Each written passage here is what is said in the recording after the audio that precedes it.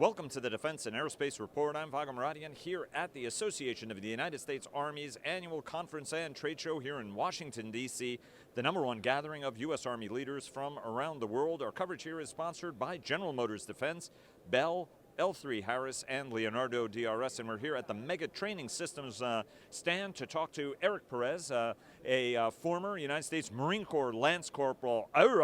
Corporal, thank you, sir. Thank you. Who's the International Business Development Chief over here at Meggitt Training Systems. So talk to us a little bit. You know, over the years, we guys have followed what you guys are doing in the virtual training phase. And one of the things that you're bringing to the new version of the FATS, the 300 mil, is much higher fidelity training. And historically, the military services have all trained, as we were talking before we got started here, in a very set-piece fashion. You're either prone, you're standing, you're in the kneeling position. Nobody's putting any pressure at you, nobody is shooting at you. Everything is really rather regimented. You're not shooting on the move, for example, in these kind of training exercises, where you guys are looking to change all of that. So talk to us about the new capability you're bringing. Correct.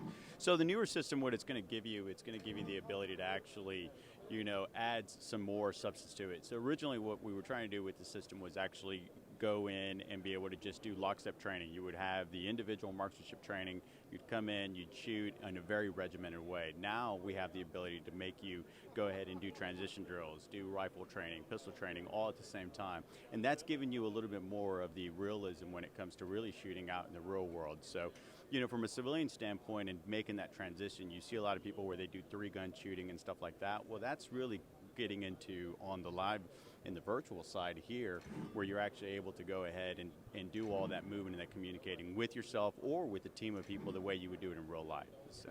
And you guys are also looking at the One World concept, which is not just an association of very, very fine airlines that are coming together, but talk to that constructive, immersive environment that you guys have developed for this system. Yeah, absolutely. So one of the things that's happening inside of simulation and training is that they're trying to do a One World terrain.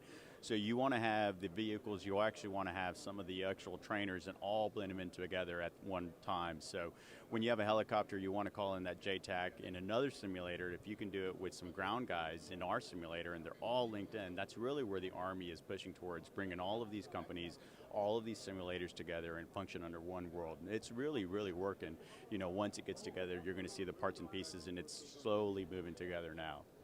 And in terms of how are you transitioning this, right? Because at the end of the day, and your systems already replicate humidity, atmospheric conditions, right? So I mean, there's an accuracy degree that you're getting with this on a synthetic level, much cheaper also than shooting real rounds and maintaining the firearms and making sure everything's locked up and everything else.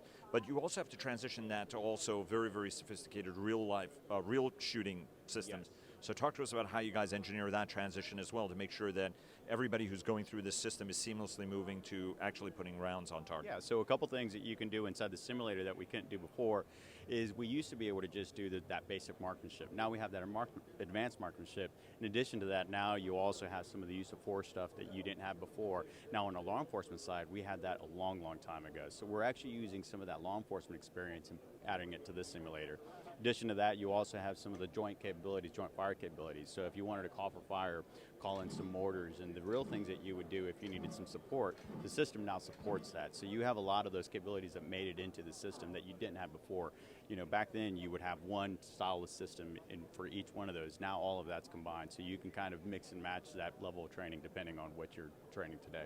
Every Marine is a rifleman. We're at an Army show, but how are the Army guys shooting skills from the standpoint of a Marine Corps rifle instructor? Man, hey, no comment on that one. I will tell you definitely there you got some really good shooters here, so that's definitely I'll give them some love. So they're doing fantastic. Yeah, and you even said that there was a 3-star general officer who was actually shooting pretty well. Hey, there's a lot of them. There's a lot of those guys that can shoot really, really well. Wow. Putting aside that whole Marine Corps thing to be very, very multi-service. Absolutely. I'm outnumbered here, so there's at least another Marine out here, so we can take over the world.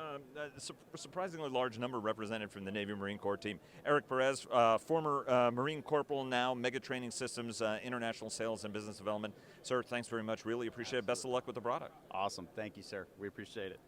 Thank you.